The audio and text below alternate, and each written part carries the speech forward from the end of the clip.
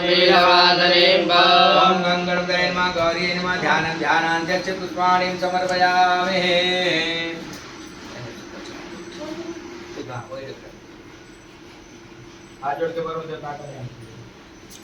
ओम तत्वायामि रोणालमान सदासादे नमः हरे सर्वे अग्रोदरुग्रमंसानायो नमो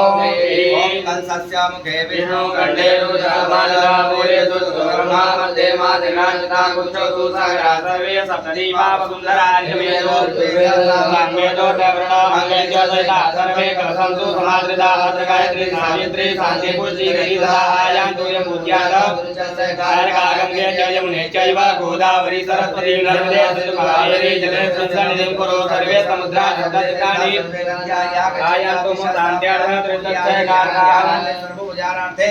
इमानि गन्धाक्ष पुष्पं समर्पयामि ओम श्रीं बं वरुणाय नमः